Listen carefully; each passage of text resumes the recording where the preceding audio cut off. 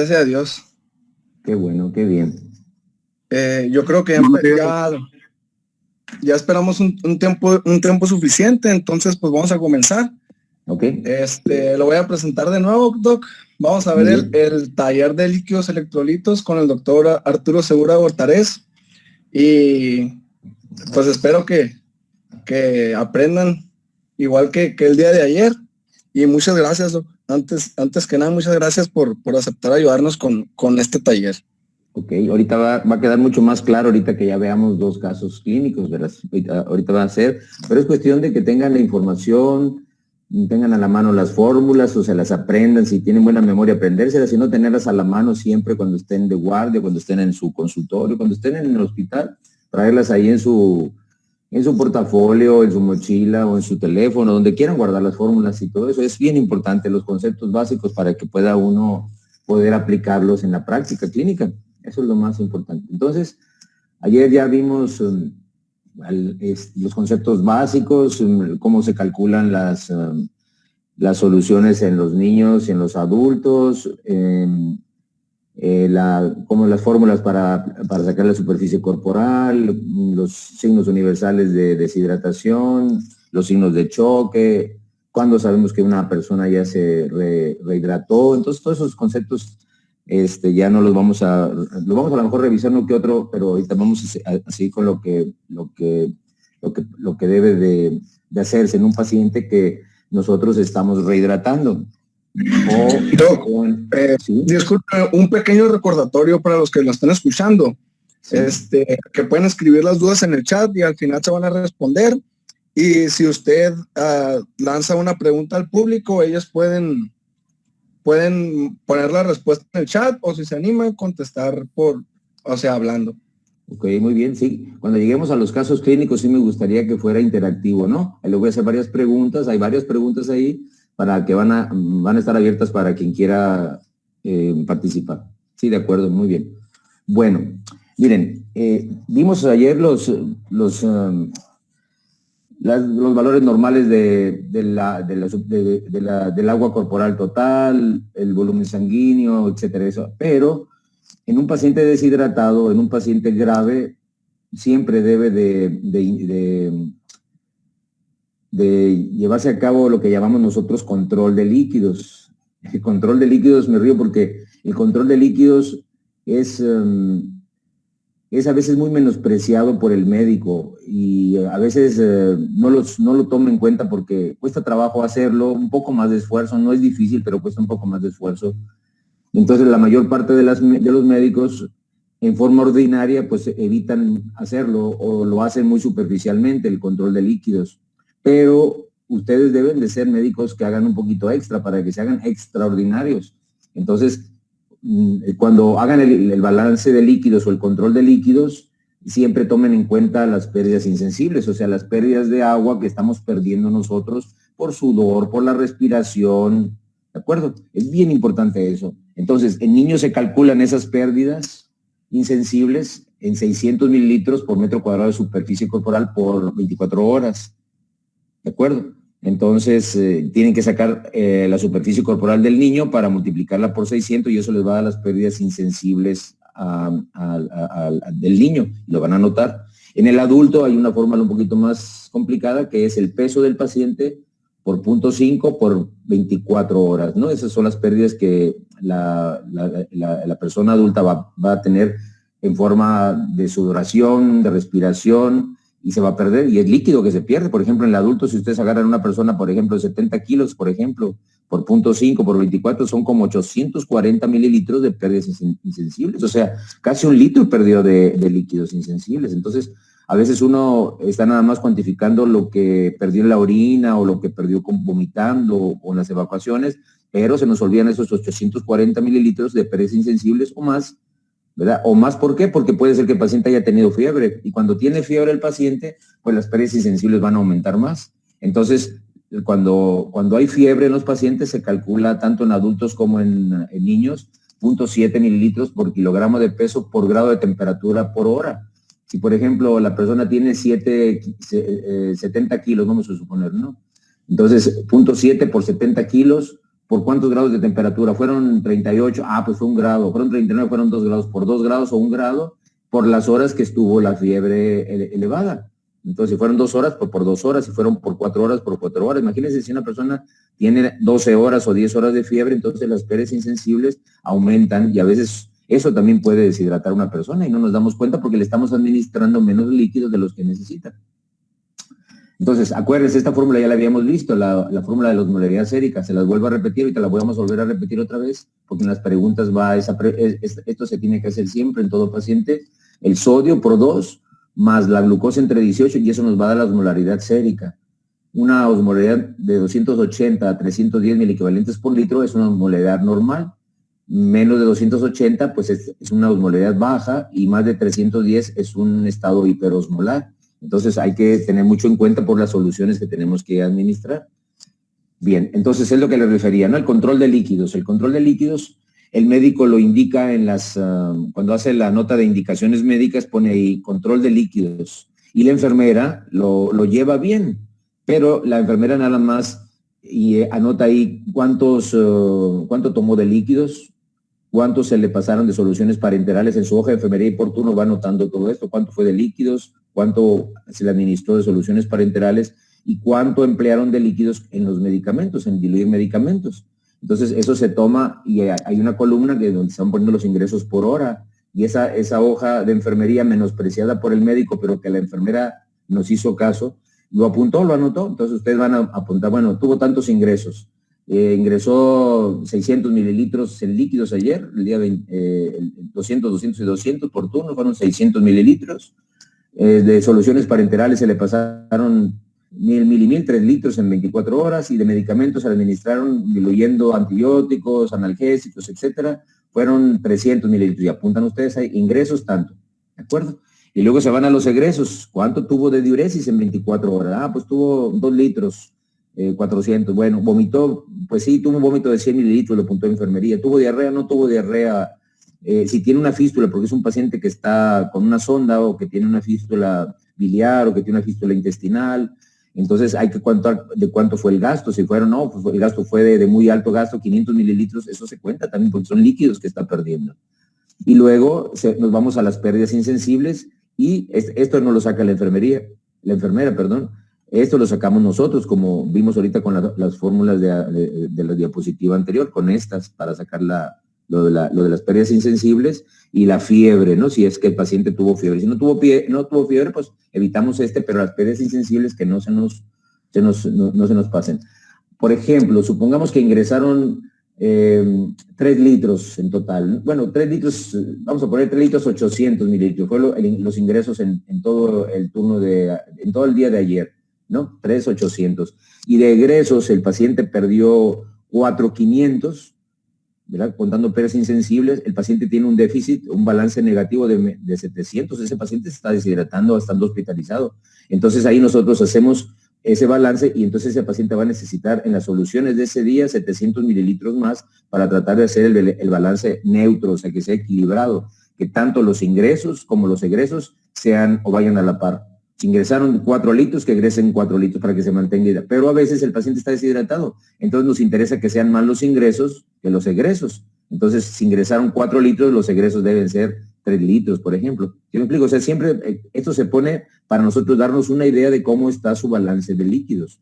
Es muy importante este punto que ustedes lo tomen en consideración y cuando estén haciendo el internado, la residencia, cuando tengan algún paciente hospitalizado, hacerlo. Y van a ver cómo les va a ayudar mucho a mantener esa hidratación en el paciente y va a marcar la diferencia entre muchos médicos porque van a estar haciendo lo que se debe de hacer. Bien, luego, los requerimientos de electrolitos, esto es para todos, ¿no? Para los adultos principalmente. El potasio se requieren de 50 a 85 miliequivalentes en 24 horas, el sodio 200 miliequivalentes en 24 horas, y el calcio, que se nos olvida muchas veces, son 500 miligramos en 24 horas. Entonces, nosotros en las soluciones, pues va incluido el sodio y va incluido el potasio. El potasio generalmente se inicia, ¿verdad? De 1 a 2 miliequivalentes, generalmente 1 a 2 miliequivalentes por kilogramo de peso por día, pero se debe de iniciar el potasio ya que una vez el paciente tiene diuresis. Nunca se debe poner el paciente en las cargas rápidas o cuando el paciente todavía no ha orinado, porque el potasio, aunque es un electrolito que sus valores en sangre de 3.5 a 5.5, que son muy bajos, sí podemos causarle problemas graves en su corazón, incluso la muerte al paciente si lo administramos, si el paciente todavía no está orinando. Entonces, la hipercalemia o hiperpotasemia es una entidad médica que uno debe tener en cuenta, y el sodio no tanto, pero hay que tener cuidado con las soluciones, ¿no? A veces no tomamos en cuenta esto y el paciente sale, como les decía ayer, hinchado con retención de líquidos porque le pasamos demasiado sodio, más del sodio que necesitaba, porque no se hicieron los cálculos adecuadamente. Y esto, que es el calcio, que generalmente nos olvidamos de él, a muy pocos médicos se olvidan de que el paciente también requiere sustituirle a un paciente que ha estado deshidratado, que ha tenido diarrea, vómito, etcétera, el calcio, porque el calcio es un cofactor que acelera sobre todo las reacciones bioquímicas de la glucosa. Entonces por eso es importante, y no la mala glucosa, muchas otras reacciones, pero se necesita, y generalmente los requerimientos son de 500 miligramos en 24 horas. Entonces, si le vamos a pasar 3 soluciones de un litro, por ejemplo, entonces tenemos que dividir estos 500 entre los 3 y entonces ya administramos como 175 miligramos más o menos, 170 miligramos en cada solución, agregado a la solución fisiológica, agregado el potasio y le agregamos el calcio en la solución, ¿no? Y esto no se diga sobre todo en el paciente que tiene cetoacidosis diabética, ahí requiere el calcio porque es un cofactor importantísimo para el metabolismo de la glucosa. Entonces, el paciente... vimos un paciente, un ejemplo ayer, ¿no? El paciente tenía 43 años, pesaba 68 kilos y tenía un sodio de 128. Este es un ejemplo, ¿no?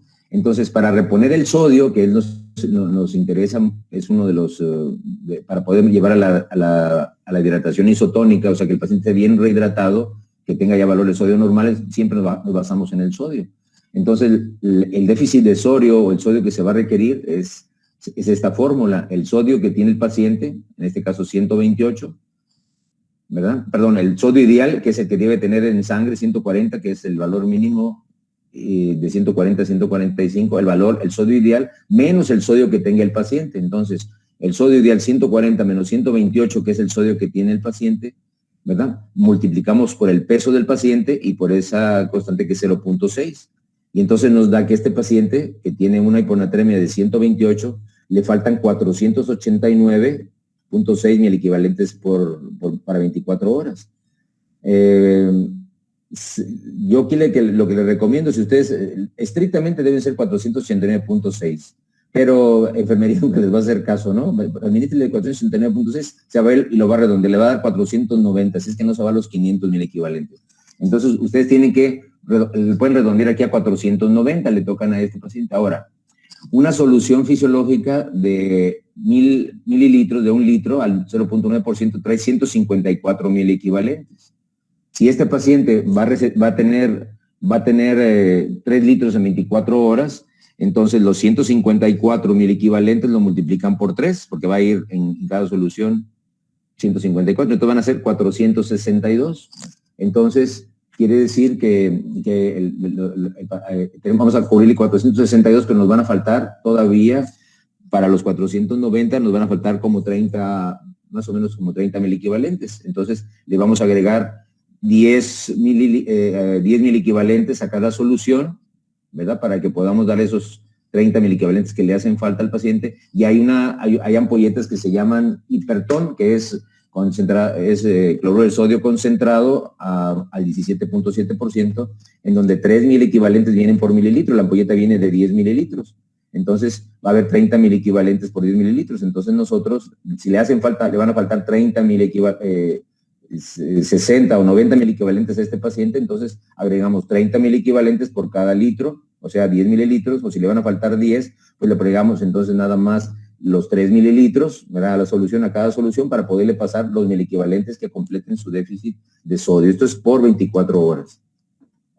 Un paciente que está deshidratado con hiponatremia, entonces tenemos que ver que esa solución fisiológica apenas está aportando una parte del sodio, pero a veces tenemos que aumentarle, sobre todo en las hiponatremias severas, un poquito más. Para eso tenemos esta solución que es el hipertón, que se le agrega a la solución fisiológica. Bien, luego, esto vino a revolucionar la medicina, sobre todo la hidratación, que es la terapia de rehidratación oral, se hizo en niños principalmente, pero también nos sirve para el adulto, pero principalmente es para niños. Entonces, esto fue motivo de premio Nobel, porque la terapia de hidratación oral en los pacientes en donde la diarrea, las gastroenteritis eran la causa principal de ingreso a urgencias en los países de tercer mundo. Entonces, la terapia de hidratación oral evitó el estar picoteando a los niños, ponerles soluciones y a veces soluciones en la cabeza, en donde le encontraron una vena al bebé, ¿no? A veces hasta venodisecciones para poderle poner un catéter al niño y poder rehidratarlo. Pero ya desde que vino a revolucionar esta terapia de rehidratación oral, la solución que se le da es la solución de electrolitos orales, que ya está bien diseñada o bien calculada para que tenga la cantidad de equivalentes de sodio, potasio, glucosa que debe tener para rehidratar a una persona. Y ahí hay 3 planes, el plan 1, plan 2, plan 3, o plan A, plan B, plan C, ¿no? Como quieran ustedes llamarlo, se puede llamar igual. El plan 1 o el plan A se da a niños que tienen diarrea y que tienen vómito, sin que no hay datos de deshidratación. Entonces es para prevenir la deshidratación. Uno revisa al paciente, no tiene los signos universales de deshidratación, pero trae una gastroenteritis porque se manifiesta por diarrea o por vómito, nada más vómitos. Entonces se puede iniciar el plan A. No se suspende la alimentación, se sigue dando la alimentación que el niño está tomando, y la cantidad de suero que se da es de 60 a 120 mililitros por cada evacuación o por cada vómito que tenga el paciente. O sea, de 2, ¿verdad? De 2 onzas a 4 onzas. Entonces, pero el secreto es no dárselo en biberón, sino se le tiene que dar en una tacita, y la mamá ahí sentada en sus piernas del bebé tiene que dárselo poco a poquito con una cucharadita. Entonces ustedes tienen que darle esas 2 a 4 onzas para prevenir la deshidratación con cuchara, como si fuera sopa. Si se la dan como si fuera biberón o agua de tomar así de un solo jalón, la va a vomitar y no va a tolerar la hidratación, y no vamos a prevenir la deshidratación, y va a terminar este niño con deshidratación. Y el plan B o el plan 2 ya se usa en niños que tienen diarrea o vómitos, pero que ya están deshidratados y que no tienen estado de choque ya, ¿no? Porque si el paciente está en estado de choque, la rehidratación oral no nos funciona, tiene que pasarse carga rápida intravenosa, pero ya que se saca del choque y que el niño ya está sin datos de choque hipovolémico, y entonces se puede seguir con solución IV si el paciente está no tolera la vía oral, pero si le tolera la vía oral, se puede cambiar luego al plan B de rehidratación oral con suero vida oral, y son 100 mililitros por kilogramo de peso por 4 horas. Generalmente en 4 horas, máximo 8 horas, el niño ya está hidratado. Y antes tardábamos a veces hasta 24, 48 horas para rehidratar a un niño, y entonces imagínense cómo estaban los hospitales llenos de niños deshidratados, porque había niños a veces hasta 2 en cada cama, o 3 en cada cama, o 2 en cada cunita, porque eran demasiados los niños deshidratados. Esto vino a revolucionar esa parte de la medicina, y ahora es muy fácil, se pueden tener sentado en un área de rehidratación oral sin necesidad de ocupar una cama, sino una silla en donde la mamá tiene a su hijo sentado en las piernas y le está dando el suero que le está preparando la enfermera y se lo está indicando cómo dárselo, y con eso se rehidrata. Y el plan C o plan 3 se puede usar en niños con diarrea y con vómito que no toleran la vía oral, pero que no tienen choque.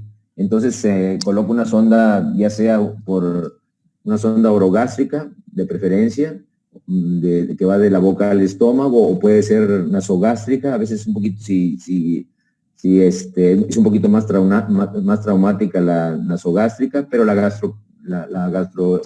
la orogástrica es más fácil, se mete por la boca la sonda hasta llegar al estómago, y ya que confirmamos que está en estómago, ¿verdad? Por el signo de López del Paso, porque hay borboteo en el epigastrio, porque ya nos dio jugo gástrico, ya estamos seguros de que está en estómago. Entonces le empezamos gastroclisis, o sea, la solución del suero vida oral de 0.5 a 1 mililitro por kilogramo de peso por minuto, ¿no? Entonces se pone como si fuera suero, pero ese suero está entrando al estómago a esa velocidad. Entonces, luego hay situaciones especiales. Por ejemplo, hay niños o adultos que llegan con quemaduras. Entonces, con las quemaduras es una situación muy especial para reponer líquidos. Ahí hay una fórmula, que es la fórmula de Parkland, que es esta: 4 mililitros por kilogramo de peso por superficie corporal quemada por 24 horas. Supongamos que la persona tiene 70 kilos, la superficie corporal quemada fueron 20%. En los adultos se inicia esto con más de 20% de superficie corporal quemada, en los niños más del 10% de superficie corporal quemada. Y esa solución son cruciales las principales 24 horas para no causar insuficiencia renal aguda en estos pacientes. O sea, la administración de líquidos en las primeras 24 horas es sumamente importante. Aquí les puse estos 2 mililitros porque hay médicos que dicen que los niños deben de ser 2 mililitros por kilogramo de peso por superficie corporal quemada, pero sin embargo el ATLS recomienda que son de 3 a 4 mililitros por kilogramo de peso. O sea, yo estoy a favor de los 4 mililitros, mientras más el niño tiene una buena función cardíaca, tolera muy bien estos 4 mililitros. Y no nos vamos a pelear por 2 mililitros en estas primeras 24 horas de quemadura, ¿no? Ya después el pediatra podrá ajustar los tratamientos que ustedes quieran, pero es crucial las primeras 24 horas en el paciente quemado. Y se inicia de la cantidad que se adquiere aquí de soluciones en la fórmula, lo que obtenemos, se aplica la primera mitad en las primeras 8 horas, contando a partir de la hora en que se quemó. Por ejemplo, si el niño tuvo la quemadura a las 6 de la mañana, por ejemplo, llegó al hospital a las 8 de la mañana, o sea, 2 horas de retraso. Entonces, el líquido va a ser, ya son para las primeras 8 horas, pero ya llevamos 2 horas de retraso. Entonces, la primera mitad de este líquido va a ser en 6 horas, porque llevamos 2 horas de retraso. Si es una, pues nada más para 7 horas. Porque generalmente nunca llega inmediatamente que cuando se quemó. Generalmente llega a 15, 20 minutos, o a veces un poco más, por lo menos 1 hora, pero a veces tarda más tiempo en llegar porque viven más lejos y no los trasladan, no los administradores. Entonces llevamos a veces 2 o 3 o 4 horas de retraso. Entonces, y luego la segunda mitad en las siguientes 16 horas, ¿no? O sea, a las 8 y a las 8 horas se administra la cantidad de líquidos. Además de sus requerimientos normales, ¿eh? Esto es nada más por las quemaduras, más los requerimientos normales para cada niño, ¿no? O sea, o para cada adulto. El adulto, sus requerimientos normales son de 30 a 35 mililitros por kilogramo de peso, que viene más o menos siendo el mismo equivalente a los niños, que son los que requieren más o menos de 40 a 50 mililitros por kilogramo de peso en 24 horas, son sus soluciones normales, más aparte de esto, ¿eh? Entonces es una cantidad muy grande a veces de líquidos, entonces tiene uno que hacerlo. Aquí es una variante en el manejo del líquido. Debe ser con solución Harman de preferencia, es la solución de elección. Pongo como alternativa la solución salina normal, si por algún motivo no hay Harman en el hospital, entonces bueno, se usa la solución salina, pero lo ideal es la solución Harman. Muy bien, esto es muy importante, fíjense, siempre que evaluamos nosotros a un niño o a un adulto con quemaduras, esa es la regla de los 9, ¿no? Si ustedes ven, es muy 9% a la cabeza, 4.5 por la mitad de adelante, 4.5 la mitad de atrás. En los niños la cabeza, como es un poco más grande, tiene el 19%, pero todo el resto del cuerpo, las extremidades son 9 y 9, el tronco, contando tórax y espalda, 36, 18 por el enfrente, 18 por atrás, ¿verdad? Y aquí el único cambio son 13 y 13 para que se pueda completar el 100%. Pero lo que se sugiere y lo que el ATLS sí recomienda es que mejor la palma de la mano del paciente es el 1%. Y entonces uno va mapeando las áreas de quemado y va a decir 1, 2, 3, 4, 5, 6, y vámonos a dar una idea. Si es un niño, pues la mano del niño, ¿verdad? Si es pediátrico, no la mano de uno, porque a lo mejor uno tiene unas manos muy grandes y va a ser que el 1% sea a lo mejor, quitamos la cantidad de superficie que tiene quemada y estemos subestimando la magnitud de la quemadura, la extensión de la quemadura. Entonces debe ser con la palma de la mano del paciente. O sea, y la palma de la mano, esta parte de aquí, es 1%. Entonces así se va y más o menos tiene el equivalente a la regla de los 9, ¿no? Entonces ya uno dice, tiene 20%, 19% superficie corporal quemada y entonces es más fácil y ya se hacen los cálculos para esta fórmula. ¿De acuerdo? Entonces, luego, ya cuando nosotros recordamos los signos universales de hidratación, ¿te acuerdan que le habíamos pedido gasometría, electrolitos séricos y le habíamos pedido biometría y química sanguínea? Pero esto es básico, ¿no? La gasometría, los electrolitos séricos, sin olvidarnos de los signos universales de deshidratación. Y luego hay un parámetro, cuando vamos nosotros a tomar ya o a interpretar la gasometría, que es que se llama el anion gap. El anion gap es la brecha aniónica de los aniones que no están en la fórmula para poder, que son los que llamamos nosotros brecha aniónica, o sea, que no son los que se cuantificamos generalmente, que son los que están ahí, pero que nosotros no los contamos. Nosotros tenemos estos cationes, hay otros más, ¿no? Pero los más importantes es el sodio y el potasio. Estos son los cationes. Generalmente debe de haber un equilibrio entre los cationes y los aniones en el plasma. Los aniones, el bicarbonato y el cloro son los principales. Y hay una pequeña cantidad de aniones que no se cuantifican en la práctica médica, porque no se pierde mucho tiempo y no son de mucha importancia, pero sí sabemos que son, como el sulfato, el fosfato, la albúmina y muchos ácidos orgánicos, específicamente el ácido láctico. Entonces, esta brecha aniónica, que normalmente debe estar entre 10 a 15 milequivalentes por litro, se puede hacer más, mantenerse normal o mantenerse alta, o sea, aumentar esta brecha aniónica. Y eso nos sirve a nosotros para saber qué es lo que está causando la acidosis en el paciente. Si la brecha aniónica aumenta, o sea, quiere decir que se va a reducir los aniones, va a reducirse el bicarbonato principalmente o el cloro, y entonces eso nos va a decir que la acidosis de este paciente es porque se está produciendo alguno de estos ácidos orgánicos, ¿verdad? En mayor cantidad, porque alguno de esos lo está amortiguando. O el bicarbonato se está amortiguando ácido, está perdiéndose, o se está perdiendo cloro, o el cloro está supliendo la pérdida de bicarbonato. Por ejemplo, en la diarrea se pierde mucho bicarbonato. Y entonces el cloro, para mantener estos aniones, aumenta, entonces se reabsorbe más a nivel renal, y entonces tenemos una acidosis con el cloro alto, una acidosis hiperclorémica, porque el bicarbonato está aceptando los iones de hidrógeno que se están formando por el ácido, en este caso el ácido láctico, y entonces hace que esto baje. Entonces los aniones de esta parte bajan y aumenta la brecha aniónica, entonces aumenta el anion gap, y cuando aumenta el anion gap nos dice que es una acidosis, ¿verdad?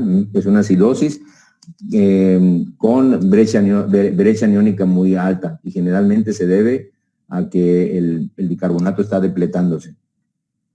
Entonces, y cuando hay una acidosis con una brecha aniónica normal, también se está utilizando el bicarbonato, porque no lo está tirando muchas veces el riñón, ya sea porque tiene diarrea el paciente, el riñón lo puede tirar por hay una entidad que es hay una entidad renal, que es la acidosis tubular renal, que es la que hace que se pierda el bicarbonato.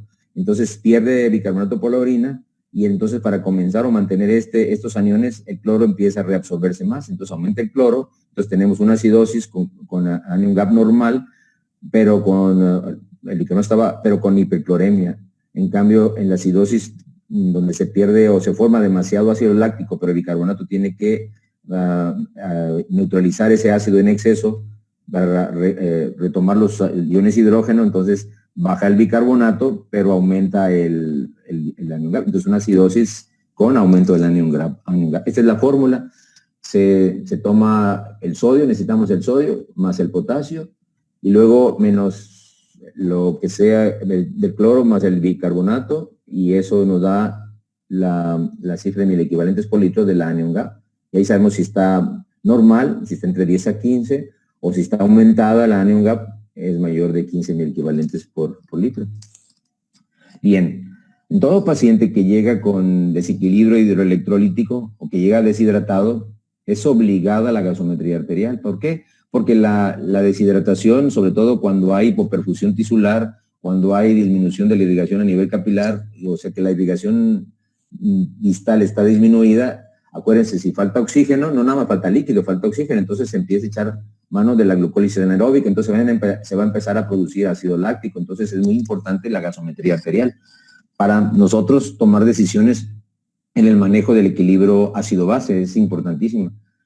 De aquí le puse los valores más importantes, los que ustedes deben de tener, pero aquí el más importante es el pH y el bicarbonato, pero siempre tener en cuenta la presión arterial de oxígeno, la presión arterial de CO2, la saturación de oxígeno, pues esa también nos sirve, pero para tomar decisiones nos interesa el pH y el bicarbonato. Y estos son sus valores normales. El pH debe estar entre 7.35 a 7.45, el bicarbonato entre 22 a 26 mil equivalentes por litro, ¿verdad? Saturando más del 95%, la presión arterial de CO2 entre 35 y 45, y la presión arterial de oxígeno entre 80 a 100 milímetros de mercurio. Pero, acuérdense, pH de 7.35 a 7.45 y bicarbonato de 22 a 26 miliequivalentes. Es bien importante eso. Y entonces nos vamos al gasograma de Jolucame. Este gasograma de Jolucame, lo van a encontrar en muchos libros, pero aquí nos podemos dar una idea si la acidosis es metabólica o es respiratoria, o si la alcalosis es metabólica o es respiratoria. Y entonces aquí tenemos dos parámetros nada más, el pH y la presión de CO2, pero nos vamos al bicarbonato. Entonces aquí lo que nos importa es el bicarbonato. Si nosotros tenemos un pH disminuido, ¿verdad? Va a ser una acidosis que está descompensada. Cuando tenemos un pH normal, es una acidosis o alcalosis compensada. Y lo mismo, si tenemos el pH elevado, pues va a ser una alcalosis, ¿verdad? Descompensada porque está elevado, pero si está normal, con elevación del bicarbonato, con la elevación de la presión de CO2, pues va a ser con el pH normal, una alcalosis compensada. Entonces, lo que nos interesa a nosotros es el pH. Si está bajo va a ser acidosis, si está alto va a ser alcalosis. Y luego nos vamos al bicarbonato. Si el bicarbonato está bajo, pues va a ser una acidosis metabólica. Si el bicarbonato está alto, va a ser una alcalosis respiratoria. Y el CO2 nos va a ayudar porque lo mismo, la acidosis va a estar disminuida y en la alcalosis va a estar disminuida. Entonces esto nos ayuda a nosotros a poder determinar cómo está, si tiene o no acidosis el paciente, si está o no en alcalosis. La que nos interesa es la acidosis, porque es lo que puede matar al paciente, la acidosis metabólica.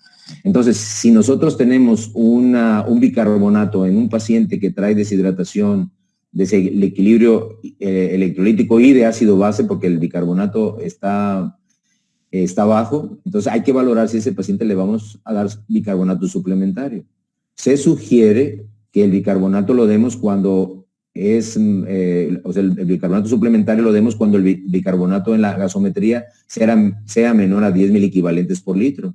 Sin embargo, hay pacientes que llegan, por ejemplo, con 15 miliequivalentes por litro, están en acidosis metabólica, pero tienen datos clínicos, o sea, tiene respiración de Kussmaul, el paciente está muy mal, el paciente está... Entonces, ahí a juicio del médico puede utilizar el bicarbonato, ¿no? A mí sí me gusta utilizarlo cuando el paciente, aunque no reúne este criterio, si el paciente trae, por ejemplo, 15 o 17 miliequivalentes por litro, pero la sintomatología es muy fuerte, sobre todo en los pacientes con cetoacidosis diabética, yo sí lo administro con mucha precaución, pero cuando tiene menos de 10 miliequivalentes por litro, hay que utilizar bicarbonato. Hay muchas fórmulas, hay fórmulas que las puede uno calcular en base al bicarbonato o que lo puede carbonar al exceso de base. A mí se me hace más fácil esta fórmula y es la que siempre yo usé, es el bicarbonato real, el que tiene el paciente, menos el bicarbonato que debe de tener el paciente, o sea, los 22, menos el bicarbonato que tiene el paciente, lo multiplican por 0.4,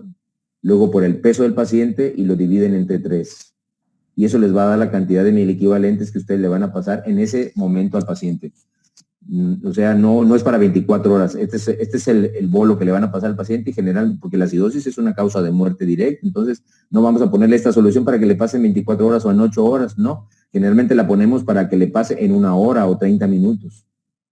Entonces, aquí lo que necesitamos es sacar al paciente de la acidosis lo más pronto posible, porque el paciente está con glucólisis anaeróbica, no está produciendo energía, ATP, y entonces el paciente puede hacer problemas a nivel del corazón y tener paro cardíaco, se puede morir. Entonces, esto debe ser un tratamiento drástico. Y terminando de pasar ese bicarbonato, a la hora debe volverse a tomar otra gasometría para ver cómo evolucionó, cómo está, y ajustar si va a requerir otro bolo de bicarbonato. A veces cuando no tienen gasometría, porque puede haber que allá en el hospital se acabó el gas del gasómetro, se descompuso el gasómetro, no llegaron los reactivos para hacer la gasometría, entonces van a tener que usar esta otra fórmula que se sugería en un principio, de 1 a 3 miliequivalentes por kilogramo de peso intravenoso, ¿de acuerdo? Eso es con mucho cuidado porque no sabemos realmente qué bicarbonato trae, pero si el paciente tiene respiración acidótica, si el paciente trae datos de cetoacidosis diabética sobre todo, pero sobre todo la respiración de Kussmaul. En la cetoacidosis diabética se puede hacer este cálculo de 1 a 3 miliequivalentes por kilogramo de peso. O cuando el paciente, en los niños sobre todo, llegan con intoxicación por salicilatos y no tenemos gasómetro, pues entonces podemos usar el bicarbonato para tratar de que se elimine bien rápido ese ácido acetilsalicílico. Siempre tener en cuenta que el bicarbonato es una sustancia que puede causar edema cerebral. Entonces, por eso no lo podemos administrar a diestra y siniestra, tiene que estar bien calculado, porque el edema cerebral, si no lo mató la acidosis, lo mata el edema cerebral. ¿De acuerdo? Hay muchos problemas que hay que investigar cuál es la causa en este paciente. Teníamos que ver, este paciente sabíamos que era una pancreatitis porque traía la imagen de colon cortado, porque traía una sentinela acá y porque el cuadro clínico nos decía que había dolor abdominal y que había tenido vómitos, no tenía peristalsis, y entonces se hizo el diagnóstico que la causa de la deshidratación era el secuestro de líquido al tercer espacio, era una pancreatitis. O sea, lo que voy es que ustedes siempre investiguen cuál es la causa de la deshidratación del paciente. A veces es una infección, es un paciente con un pie diabético, que no le damos mucha importancia, o sea, sí tiene sus úlceras, sí tiene su celulitis, tiene algunas áreas ya de necrosis, conflictenas muy amplias, y no nos damos cuenta que esas son infecciones muy severas. A veces estas infecciones, si no crepita cuando nosotros palpamos el pie, esta es una infección por anaerobios hasta no demostrar lo contrario, y esta infección es la causa de la descompensación de la diabetes, de la deshidratación y de la acidosis del paciente. Entonces uno tiene que tratar la causa que está originando la deshidratación. En este caso, por ejemplo, es un pie que ha perdido mucho su circulación, ya se ven los dedos blancos, ya hay áreas de eritema, hay áreas de necrosis aquí también. Entonces aquí también atrás. Entonces le tomamos la radiografía y vemos que hay gas en los tejidos. Es una gangrena gaseosa. Este paciente no se va a resolver con tratamiento médico.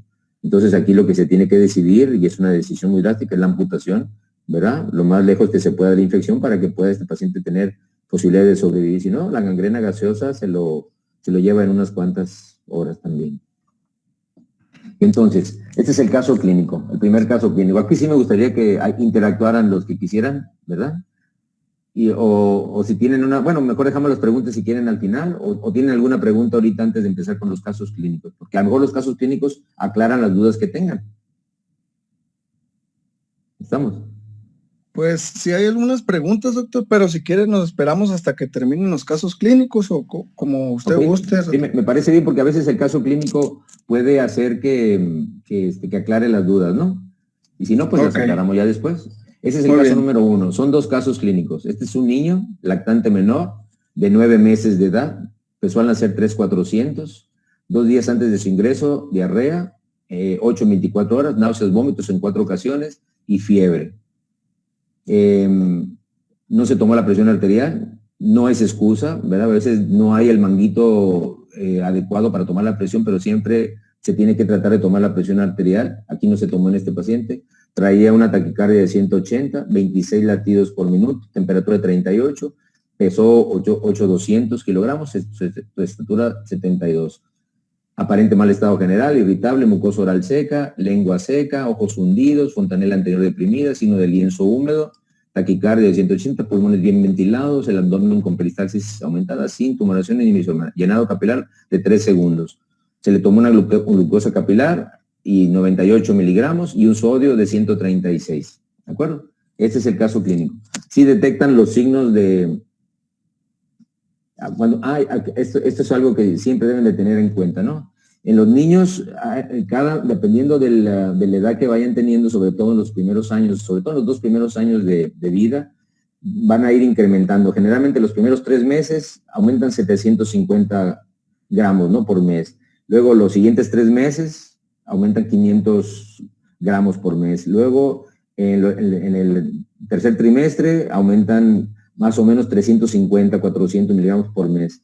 Y en los últimos 3 meses del primer año aumentan 250 miligramos por mes. Entonces, este niño pesó 3,400, ¿verdad? Cuando nació. Entonces, ahorita tiene 9 meses, debería pesar 9,200 y pesó 8,200, o sea, tiene 1 kilo menos. Entonces, si ustedes hacen van a necesitar ustedes estas tablas, que son, en los niños siempre las van a necesitar, o hay una curva que es de percentiles, que eso lo van a ver en pediatría, no sé en la cabeza ahorita, lo van a ver con calma en pediatría, para ver el peso que debe tener ese niño con la estatura que tiene en la edad que tiene, ¿no? Este niño, se las puse a propósito porque este niño sí tiene un kilo menos de lo que debería de tener para poder sacar las cuentas, ¿no?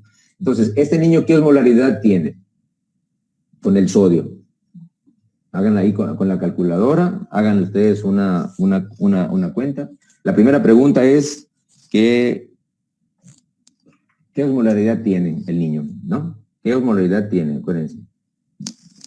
Entonces, tiene el sodio por 2, 136 por 2,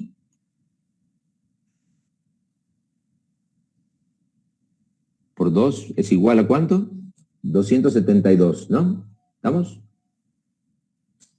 Apuntan 272, 98 de glucosa entre 18, 5.4.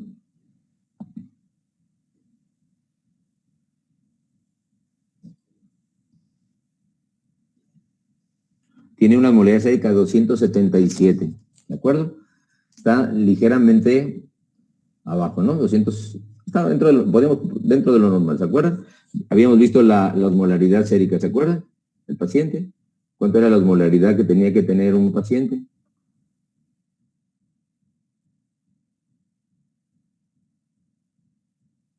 Sale 277, la osmolaridad sérica normal es de 280 a 310, entonces está un poco su osmolaridad abajo, ¿no? Casi está normal, ¿de acuerdo?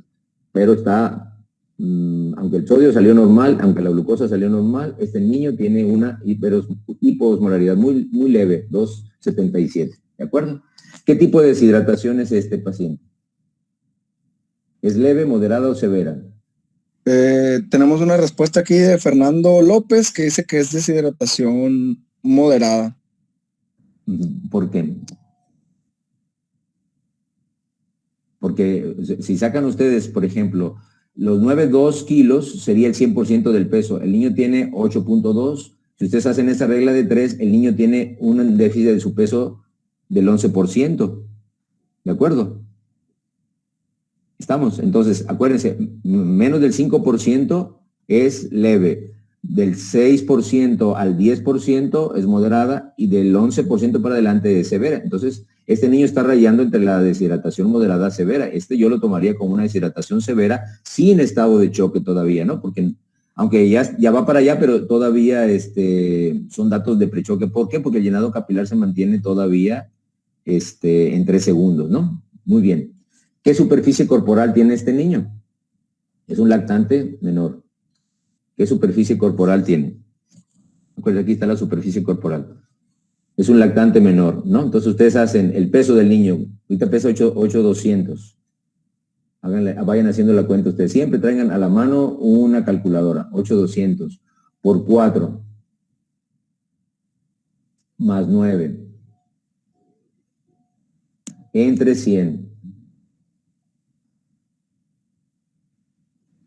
32.89.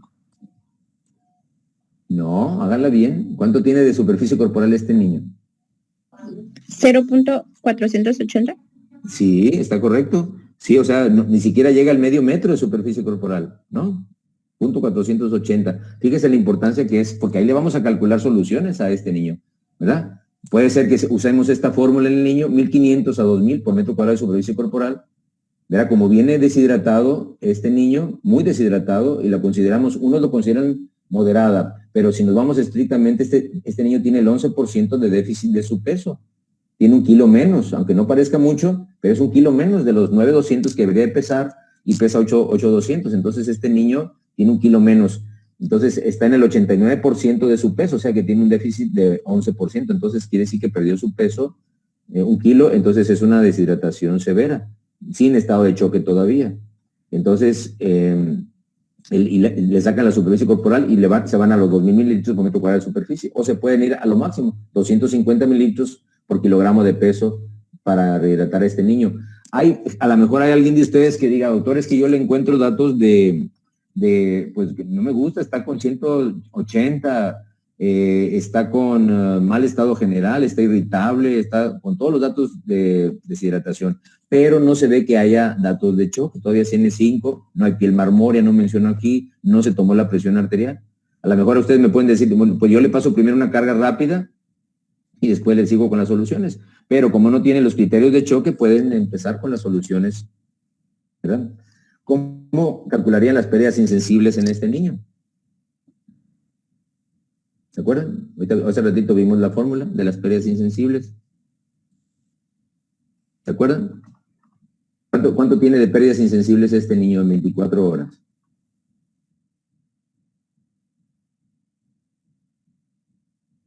Sencillo.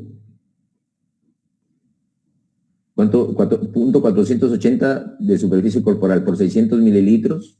Esa va a ser sus pérdidas insensibles en 24 horas de ese niño. Eso tienen que tomarlo ustedes cuando lo estén rehidratando. Si lo están rehidratando intravenosamente, tomen en cuenta eso también, que eso está perdiendo también el niño.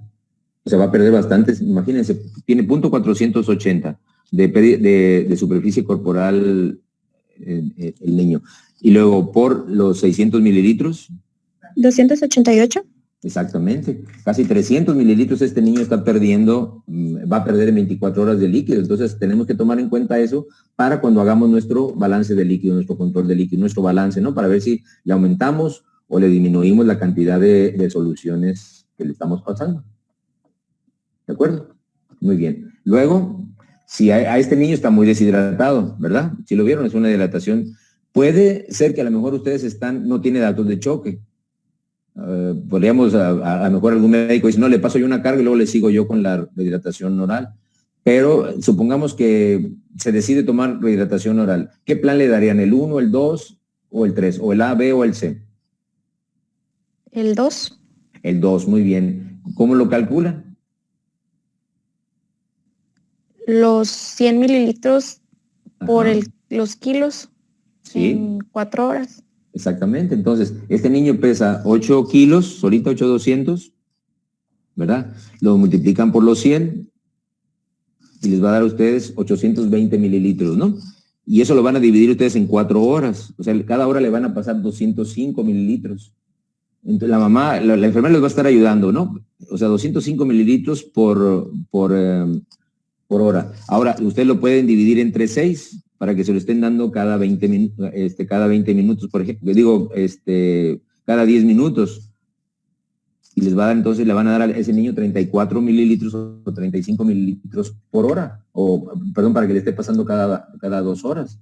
¿Sí me explico? Ustedes van a, porque le tiene que dar 800 y tantos mililitros, entonces, pero en una hora, a lo mejor en los últimos minutos le dan toda la cantidad de líquido, entonces tienen que administrarlo para que sea uniforme y en esa hora en esas 4 horas que le van a estar administrando la solución de rehidratación oral, sea en cantidades equivalentes y por periodos cortos de tiempo, cada 10 o cada 15. Si es cada 15 minutos, dividen en 4 cada hora, si es cada 10 minutos en 6 y así les va a dar lo que le van a dar. Y si usaran rehidratación intravenosa, porque no tenían suero vida oral o el paciente no la toleró o porque lo que ustedes quieran, entonces se van ustedes a esta, ya sea que le den ustedes los dos, como viene muy deshidratado, yo me iría a lo máximo 250 mililitros por kilogramo de peso en 24 horas. Ahora tenía el sodio normal, ¿se acuerdan? Entonces, ¿cómo le darían las soluciones? ¿Cuánto y cuánto? Vamos a calcular 250. 250 por 8.2. Le tocan 2050 mililitros en 24 horas. Eso lo vamos a dividir entre 3, porque son cada 8 horas. Le tocan 683, redondéenlo a 685 mililitros, ¿de acuerdo? Porque si no lo redondean ustedes, se lo va a redondear la enfermera y no les va a decir. Entonces mejor redondéenlo ustedes a 685. Le va a tocar de soluciones por cada 8 horas. Pero le tienen que indicar a la enfermera. A ver, señorita enfermera, pásele 685 mililitros, pero ¿de qué solución, doctor? ¿Cómo le calcularían las soluciones a este niño? ¿Es una deshidratación hipotónica, isotónica o hipertónica?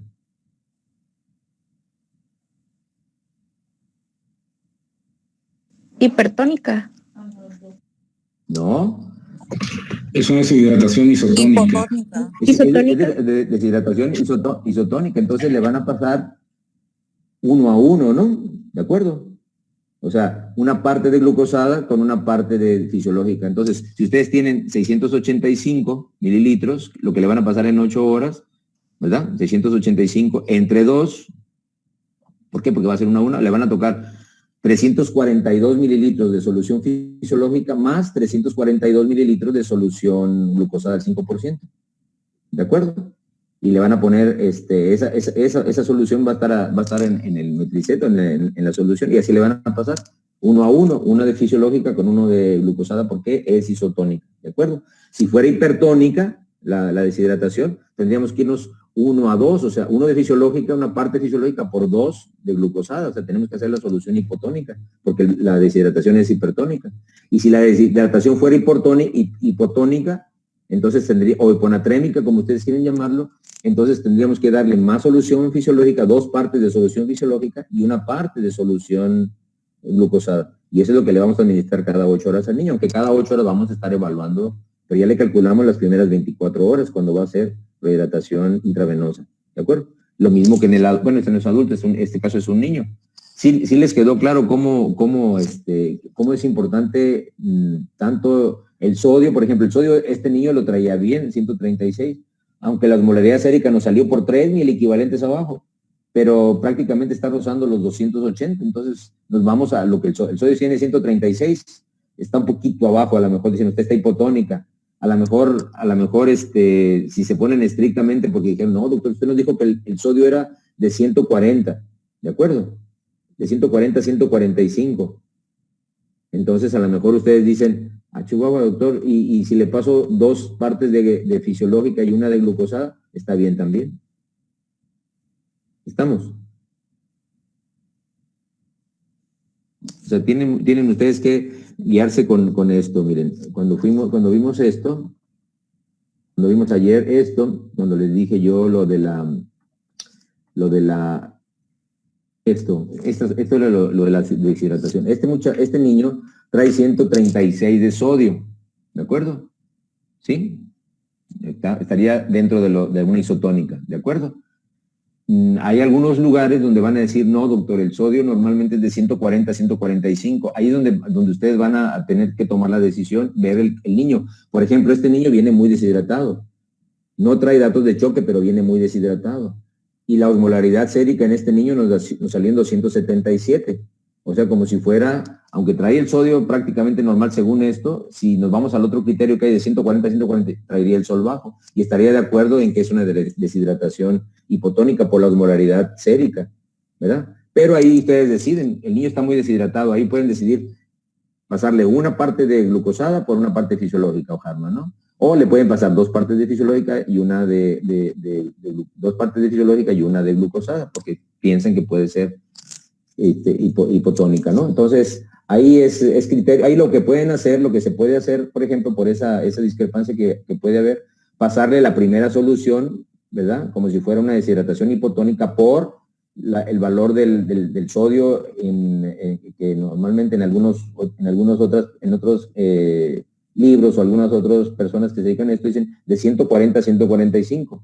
Pero a veces otros son menos estrictos y son 135 a 145, entonces sería isotónica. Entonces, pero si el niño se ve así como este niño, yo le pasaría la primera solución como esta, con 2 a 1, y las siguientes soluciones se las pasaría ya isotónicas. Ahí van a decidir ustedes, eso se tiene que ir, y por eso van a tener ustedes compañeros médicos y con los que pueden discutir el caso, y le ponemos una así o le ponemos una solución 1 a 1 o 2 a 1. ¿Sí me explico? O sea, esto es muy dinámico, no tienen ustedes que tener no es una receta de cocina, sino que tienen que evaluar al paciente, ¿no? Este es un recién nacido con diarrea, con fiebre, ¿verdad? Que está perdiendo seguramente, aunque el sodio no está tan bajo, está dentro de lo que consideramos normal, pero hay otros que lo consideran bajo si el valor normal lo tomáramos de 140 a 145. No está en estado de choque, pero tiene todos los datos de deshidratación universal. Entonces, a lo mejor el médico decide, no, le voy a pasar la primera solución 2 a 1 y después le paso 1 a 1 porque me queda la duda si es hiponatrémico. Primero le corrijo la la deshidratación hiponatrémica que trae o hipotónica, y después ya le sigo como si fuera isotónica, los siguientes 16 horas. O sea, es muy, muy, muy importante que ustedes manejen todo eso y tengan un sentido que es el sentido común, ¿de acuerdo? Dicen que cada paciente tiene o se le debe hacer un traje a su medida, o sea, un vestido a su medida, porque son diferentes. Pueden llegar 2 pacientes con cetoacidosis diabética y los 2 se van a manejar diferente por una o por otra solución o por algún otro medicamento o por la cantidad de bicarbonato, por lo que ustedes quieran. Entonces, nunca se les olvide el sentido común y valorar todo esto, el cuadro clínico del paciente. Muy bien. Entonces, esto fue, ¿qué diagnóstico le darían a este niño? Porque tienen que poner en su nota de médica siempre el diagnóstico, ¿no? Ya tenemos uno. Tiene diarrea, vómito y fiebre. ¿Cuál sería? Gastroenteritis. Gastroenteritis aguda, probablemente infecciosa, ¿verdad? Porque trae fiebre. Si es niño, podría ser viral, podría ser bacteriana, entonces hay que hacer los estudios, no les puse qué estudios, pero hay que investigar una gastroenteritis infecciosa, viral, bacteriana. Luego, ¿qué otro diagnóstico le encuentran al niño? Al que estamos tratando ahorita, deshidratación severa, ¿verdad? Y ahí podían ustedes ponerse legal, doctor, puede ser una deshidratación severa isotónica o una deshidratación severa hipotónica, ¿de acuerdo? Porque ustedes dicen, bueno, ¿por qué? A ver, dime una de las dos. No, porque el valor del sodio en algunas personas dicen que es de 135, 140, y otras de 140, 145, entonces a mí me queda la duda, y por la gravedad del paciente yo le pondría, siempre váyanse a lo más grave, no vayan a poner lo más leve. Entonces una deshidratación severa, este paciente yo le pondría hipotónica, ¿de acuerdo? O isonatrémica, hiponatrémica, ¿no? Estrictamente hablando, porque la osmolalidad sérica me salió baja. Ok. ¿Dudas o preguntas sobre esto? Si quieren, de una vez. Para irnos al otro caso.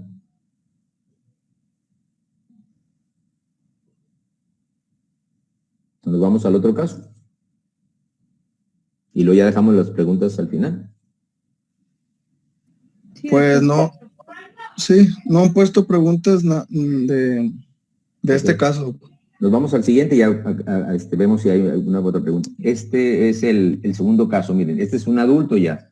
Es una mujer de 27 años, casada, dedicada al hogar, tabaquismo ocasional. 3 días antes de su ingreso presenta dolor abdominal intenso, en epigastrio, náuseas, vómito, poliuria, polidipsia, pérdida de peso no cuantificada, debilidad y postración en cama. No había antecedentes de ser ninguna otra enfermedad, ¿no? Llega al hospital con 90-50 de presión arterial, 118 de frecuencia cardíaca, 27 de respiraciones, 38,2 de temperatura, 64 kilogramos de peso. En aparente mal estado general, con respiración de Kussmaul, mucosa oral seca, lengua seca, aliento o con olor a acetona, los ruidos cardíacos con taquicardia, los pulmones bien ventilados, sin estertores, el abdomen con peristalsis presente, dolor a la palpación en forma difusa, con rebote, sin visceromegalias, llenado capilar de 5 segundos, la glucosa capilar era de 280, el sodio 126, el cloro 104, el pH de 6.8 y el bicarbonato de 8. Entonces, esta es la osmolalidad sérica de esta paciente. Sodio por 2. Podemos poner glucosa entre 18, 280.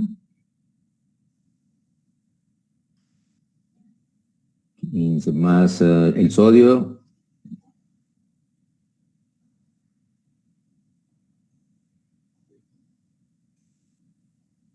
Sale con 267.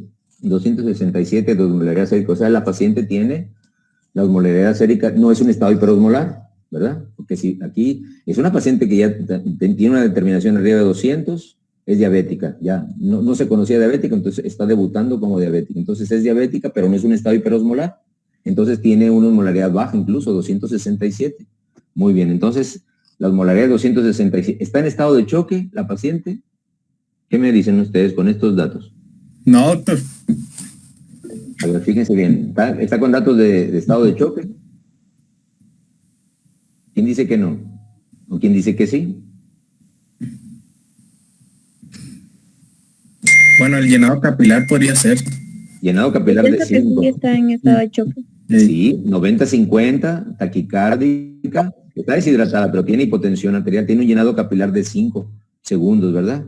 Y la taquicardia podría ser por la misma deshidratación, todos los demás son deshidratación, pero hipotensa, es una presión baja y no sabemos qué presiones manejaba ella antes, pero tiene una llenado capilar de 5. Entonces esta paciente sí sí está en choque, no un choque muy profundo, quizás sería un choque en la etapa 1, pero está en choque, ¿no? Entonces a esta paciente se le debe pasar una carga, hay que sacarla del choque. ¿Qué le pasaría a esta paciente? ¿Qué solución? Primero. Fisiológica. Puede ser fisiológica, pero si está en estado de choque, ¿cuál es la solución de elección en el estado de choque? Harman. Harman. O sea, está en estado de choque, es un choque leve, dicen ustedes, está leve, pero porque tiene 5 segundos de llenado capilar, apenas está empezando el choque, está en etapa iniciante, entonces le pueden pasar, la solución de elección es la solución Harman, 1 litro, como es un adulto, 1000 mililitros, que le pase a chorro, ¿verdad? Lo más rápido que pueda pasar. Dependerá del catéter que se haya canalizado. Mientras más grueso es el catéter, más rápido pasa la solución. Entonces se le pone a chorroclisis, le decimos a la enfermera, páseselo, ábrale todo a la solución, para que pase a goteo rápido, continuo rápido. Entonces, generalmente pasan 20, 25 minutos ese litro. Y entonces ya sale del estado de choque y entonces sí. ¿Cómo calculamos el déficit de agua en esta paciente? ¿Se acuerdan? El déficit de agua puede ser, ya vieron cuánto traía de sodio, ¿verdad? La paciente. ¿Sí? 126, ¿de acuerdo? Podemos usar cualquiera de estas dos fórmulas. 126 de sodio trae la paciente. Siempre su calculadora. 126 menos los 140, que es lo que le decía el sodio que otras personas, y nos da menos 14, luego entre 140 nos da 0.1. Por el agua corporal total, esta paciente es de, ¿cuánto? Es 0.4, ¿no? Y pesaba, ¿cuántos kilos pesaba? 64 kilos. No recuerdo. Sí, 64 kilos. Ajá. Entonces, 64 kilos por 0.4, su agua corporal total son 25.6, ¿no? Esa es su agua corporal total, ¿verdad? Por punto 1. Entonces, a este paciente le faltan 2,56 litros, ¿de acuerdo? 2,5 litros de solución. Es de lo que trae de déficit de agua, sacándola por esta fórmula primero. Pero podemos sacarla por esta otra. Ya tenemos el agua corporal total es 0.1, ¿de acuerdo? Y el agua corporal actual, el sodio, que serían, hagan la cuenta ustedes, el sodio ideal, ¿verdad? Que serían 140 por el agua corporal total que salió en 0.1, lo que le saca lo dividen entre el sodio que tiene el paciente, que son 126. ¿Cuánto le salió?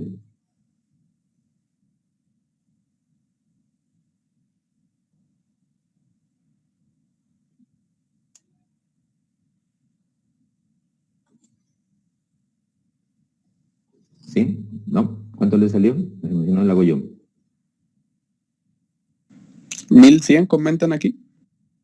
1100 le salió, ¿no? Entonces, 1100. Entonces, si el agua corporal total de esta paciente el agua corporal total eran 64 kilos, ¿verdad? Sí.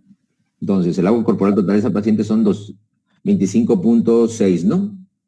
¿Sí? Y el agua corporal total le salió, ¿cuánto me dicen que le salió el agua corporal total? El agua corporal actual. 1100. ¿Seguro? A ver, déjame ver porque se me hacen muchos litros que le faltan. Mira, vamos a ver. El sodio, ¿no? El sodio ideal, 140 por 0.1. Igual, ¿no? A 14. Entre el sodio del paciente 126. A mí me sale 0.1. El agua corporal actual. Entonces, el agua corporal, aquí por ejemplo, fíjense, el agua corporal actual El sodio ideal por el agua corporal total. El agua corporal total fueron entonces 25. Déjame hacerlo bien. Miren, háganlo bien. Vamos a hacerlo bien otra vez. El agua corporal total de esta paciente son 64 kilos, ¿eran? No recuerdo. ¿Sí? Sí, 64. 64 por punto 4, ¿no? Entonces, el agua corporal total son 25.6. ¿De acuerdo? Y luego el agua corporal actual es el sodio ideal, o sea, que es el sodio, el sodio ideal que debería tener la paciente son 140 por, ¿verdad? El agua corporal total, que es 25.6, ¿no? Y nos da, entre el sodio del paciente, nos da 3.584, entre el sodio del paciente, que serían 126. Nos da 28.4, ¿no? El 28.4 nos da el agua corporal actual. Y el déficit calculamos nosotros, el agua corporal total, que son 28.4 menos 25.6. Y me sale 2.800. O sea, esta paciente, fíjense cómo en una nos salió el déficit, en la primera fórmula 2 y fracción, no me acuerdo cuánto, y en esta otra fórmula nos salen 2.800. O sea, a esta paciente le faltan más de casi 3 litros, 2.800, le podemos redondear a los 3 litros, ¿no? A esta paciente le faltan 3 litros más de solución.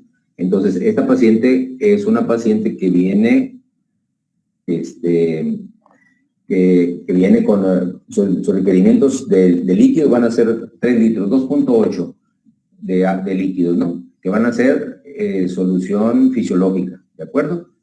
Y el requerimiento de sodio en ella, acuérdense, ¿cómo sacamos la fórmula de requerimiento de sodio? ¿De acuerdo? Requerimiento de sodio, lo vimos ahorita.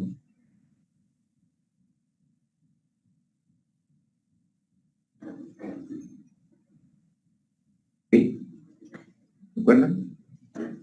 El sodio ideal, que serían 140, menos el sodio que tiene la paciente, que son 126, por el peso que tiene la paciente, que son 64, por 0.6. Entonces, a ella le hacen falta 537.6 miliequivalentes de sodio en 24 horas. ¿De acuerdo? Entonces, ella le vamos a pasar 3 soluciones de fisiológica, que ya las calculamos. Cada solución trae 154 miliequivalentes. Entonces, 154 miliequivalentes por 3, porque van a ser 3 soluciones. 137.6, ¿no? Es lo que le hace falta, es lo que tiene déficit de sodio. Entonces, 154 miliequivalentes que trae cada solución, y van a ser 3, trae 462. Entonces, le restamos a los 537, que son lo que le hace falta, de sodio, ya le calculamos lo que viene en las soluciones, menos 462.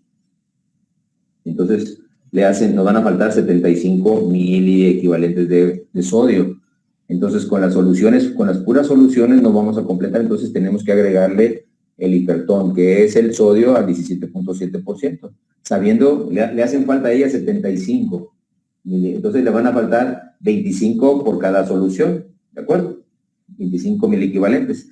Si hacemos una regla de 3, si en 10 mililitros hay 30 miliequivalentes, ¿en cuántos mililitros hay 25 miliequivalentes? Entonces hacemos la regla de 3, 25 por 10, entre 30, ¿no? Y nos va a salir que sale en 8.3. O sea, a esta paciente le vamos a indicar a la enfermera, mire, señorita enfermera, le va a poner una solución fisiológica al 0.9%, 1000 mililitros, pero a cada solución le va a poner usted 8. Si le ponen 8.3, no les va a hacer, le pone 8.5 miliequivalentes de hipertón, ¿de acuerdo? O sea, no le va a poner la ampolleta completa, porque la ampolleta trae 10 mililitros, le va a poner nada más 8.5, le va a quitar 1.5 y le va a poner nada más, le tira ese 1.5 y le ponen los 8.5. O agarre de la ampolleta 8.5 mililitros en la jeringa, 8 mililitros y medio, y eso se lo pone en la solución. y ya en 24 horas vamos a suplir los 537.6 miliequivalentes que le hacen falta de sodio de esta paciente. Aquí vamos a reponer el sodio de la paciente, no nada más con la pura solución fisiológica. ¿Sí? Sí quedó claro más o menos. ¿Y el bicarbonato? ¿Le pondría bicarbonato a esta paciente, sí o no? Sí, porque está muy bajo. Está muy bajo, ¿verdad? Menos de 10 es la regla, aunque tuviera 12, por ejemplo, y con esos datos, respiración de Kussmaul, con la acetona, está en acidosis, entonces se lo pondríamos. Pero esta sí se justifica ampliamente porque tiene un bicarbonato de 8 y tiene un pH muy ácido, ¿verdad? Muy bajo. Entonces es una acidosis metabólica. Entonces hay que corregir la acidosis metabólica porque la deshidratación ya la estamos corregida, no está muy deshidratada. Eso no la va a matar, la deshidratación, pero lo que sí la puede matar es la acidosis metabólica. Entonces, este paciente con cetoacidosis diabética sí la puede matar la acidosis, entonces hay que corregirle. ¿Cómo le calcularían el bicarbonato? Ya lo vimos. Aquí les dije la fórmula, la voy a poner otra vez para que no se les olvide. Bicarbonato real, ¿no? ¿De acuerdo? Bicarbonato, vamos a ponerlo en 22, ¿de acuerdo? Que es lo menos, es el bicarbonato ideal. Menos, ahí debería ser ideal, ¿no? Menos 8, que es el bicarbonato que trae la paciente, son 14. Por 0.4, es una constante de Hasselbalch, ¿verdad? Por el peso de la paciente, por 64 kilos. Entre 3. Donde salen a mí 119 miliequivalentes de potasio, le tengo que poner a ella. Eso de 119, 120, pues para no ponernos, o sea, le redondeamos como al Oxxo. Son 119.4, se van a 120. Si no lo redondean ustedes, la enfermera se los va a redondear, ¿de acuerdo? Entonces, mejor díganle 120 miliequivalentes, así no hay ningún problema. Y entonces, ahora, le van a decir 120 miliequivalentes, lo que le van a pasar al paciente. Una ampolleta de bicarbonato trae 8.8 miliequivalentes, ¿de acuerdo? Una ampolleta trae 0.8. Entonces ustedes dividen los 120 entre 8.8, que es lo que trae la ampolleta, y me salen 13.6. Quiere decir que le tengo que poner 13.6 ampolletas. Entonces, aquí como sabemos que el bicarbonato es que debemos irnos con mucha precaución, en lugar de subirle a 13.6 a 14, mejor me quedo en 13.5 o en 13. Entonces, le dicen a la señorita enfermera, en 100 mililitros de solución fisiológica, enfermera, le va a poner 13 ampolletas y media de bicarbonato, se lo va a pasar para 1 hora, el bicarbonato. Y entonces lo pasa. A la hora hay que tomarle otra gasometría, ¿verdad? Para ver si se corrigió con eso, o tenemos que pasarle otro bolo de bicarbonato, si se corrigió la acidosis, ¿sí, no? ¿Cómo vamos a saber que se corrigió la acidosis? Pues ya el pH se va a normalizar y el bicarbonato va a empezar a estar dentro de límites normales. A veces se necesitan 2 o se necesitan 3 bolos para corregir el bicarbonato del paciente. Entonces, sí quedó claro ahí cómo se va a administrar el bicarbonato.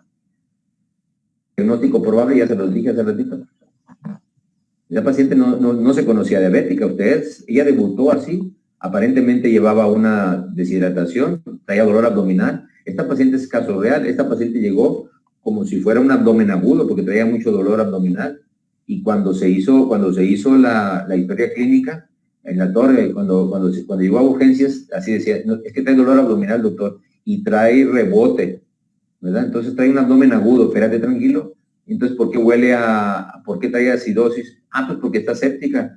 Sí, pero espérate, tranquila, tiene 3 días así, puede ser que sí, pero mira, empezó con todas las PES, poliuria, polidipsia, pérdida de peso, y luego tiene aliento de respiración de Kussmaul y aliento con olor a acetona, y trae la glucosa alta, y trae una acidosis metabólica corroborada por la gasometría y ya sospechada por la respiración acidótica que traía. Entonces, es una cetoacidosis diabética, y la cetoacidosis diabética puede debutar como un dolor abdominal. Claro, a esta paciente se le hicieron estudios porque ingresó como una cetoacidosis diabética a descartar una pancreatitis aguda, ¿no? Porque era lo más lógico, pensar dolor abdominal con rebote, una glucosa así tan alta, y todo salió normal, ¿no? La amilasa, todo salió normal. Le empezamos a tratar la diabetes, con insulina, la hiperglucemia que traía, se corrigió la deshidratación hiponatrémica que traía, se corrigió la acidosis y santo remedio. Esta paciente está muy joven, esta paciente es una paciente que es una diabetes tipo 1, que estaba debutando por primera vez, entonces es una paciente que se debe manejar con insulina. No requirió cirugía, ¿verdad? Porque aquí se puede ir uno con la finta porque tiene rebote y a veces se meten a quirófano y encuentran una laparotomía blanca, pero el riesgo ya que se corrió con la cirugía, la herida, que se puede infectar a una persona que no la meritaba, entonces complicamos la situación. Por eso siempre tienen que tener ustedes un buen juicio clínico, analicen todos los datos, coméntenlo entre ustedes, entre sus compañeros. Aquí no hay quién sabe más, quién sabe menos, saber quién es más fregón y quién no. No. Aquí lo que hay que trabajar es en equipo para que el paciente le vaya lo mejor posible, ¿no? Cuando estén en equipo, cuando estén ustedes en un hospital, hay muchas personas. Cuando ustedes estén en la residencia, hay otros que están de guardia con ustedes. Cuando estén ustedes solos, entonces sí, ahí sí las decisiones van a ser únicamente de ustedes. Muy bien. Muy bien. Preguntas ahora sí, las preguntas que las dudas que les hayan quedado o que tengan. Me gustaría, Daniel, que si me mandas tu correo, te mando yo las diapositivas de todo estos 2 días para que los tengan ustedes ahí, lo revisen, lo estudien, si no tomaron nota o no pudieron tomar toda la nota, las vuelvan a tomar y todo, pero que estén practicando para que no se les olvide. A lo mejor me dicen, no, yo voy a hacer otorrino, yo voy a hacer oftalmo.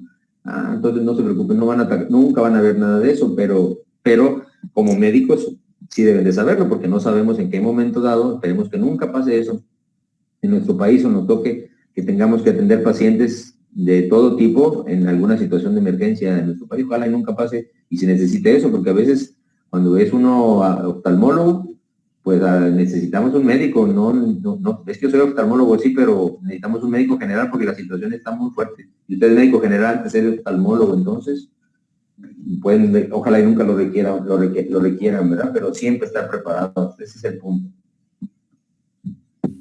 Sí, doctor, después ahí yo le paso mi correo y se lo paso a los muchachos.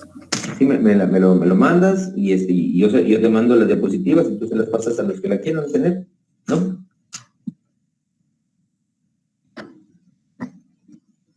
Doctor, Sí. en el segundo caso, una vez que se corrigió la acidosis, ¿hay que buscar la causa del rebote o se corrige? Sí, se busca la causa del rebote. Por ejemplo, esta paciente, ese fue el distractor que tenía, porque traía dolor abdominal y traía rebote, ¿no? Entonces tú dices, bueno, dolor abdominal, de 3 días de evolución, dolor abdominal agudo, pasa de dolor abdominal agudo, y tú te vas apendicitis, colecistitis, pancreatitis, embarazo, lo que tú quieras, ¿no? Las causas son infinidad de causas de abdomen agudo, pero entre las causas de abdomen agudo metabólicas está la cetoacidosis diabética. Entonces tú vas descartando, nosotros descartamos apendicitis, el ultrasonido descartó que hubiera algún problema en vesícula, en hígado, en apéndice, en páncreas, la amilasa fue normal, todo salió bien, o sea, no hubo una causa orgánica que estuviera ocasionando el dolor abdominal agudo, pero como debutó como una cetoacidosis diabética, entonces ya descartando lo que era quirúrgico, nos vamos a lo no quirúrgico. Entonces la causa del dolor abdominal agudo que traía esta paciente con signos de irritación peritoneal fue por la cetoacidosis diabética. ¿Y cómo podemos saberlo? Porque corriges la cetoacidosis diabética y desaparece el dolor abdominal, ¿verdad? Pues siempre debe uno buscar la causa, siempre uno busca la causa. Y ahí estábamos obligados que era un problema quirúrgico, que pudiera ser quirúrgico, ¿no? Pero tenía datos metabólicos alterados y recordar que la cetoacidosis diabética, una de las formas que como debuta es con el dolor abdominal y puede ser una causa de dolor abdominal agudo y no quirúrgico.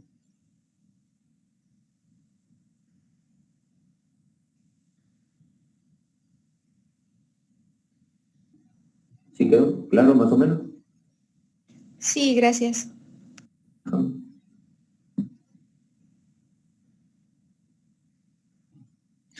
Y creo que son todas las preguntas. Ok, muy bien. Entonces, bueno, pues ya muchas gracias por su atención. Estamos ahí para lo que se ofrezca, para lo que quieran que pueda ayudarles yo. Echarles la mano, me dicen y nos programamos otra vez. Le voy a mandar las diapositivas a Idania para que el que las quiera tener y las quiera leer, releer, estudiar, pueda puedo hacerlo. ¿De acuerdo? Muchísimas gracias, doctor, por el tiempo invertido en nosotros y siempre apreciamos mucho las ganas que tiene de enseñarnos y ya saben, nosotros estamos aquí para aprender con usted y muchísimas gracias a todos los que nos escucharon el día de hoy, el día de ayer, también para avisarles que la próxima semana hay una ponencia de examen general de orina y pruebas de función renal, ahí para que estén pendientes en las redes sociales de SUSEM Unison. Y muchísimas gracias. Muy bien. Sí, hasta luego.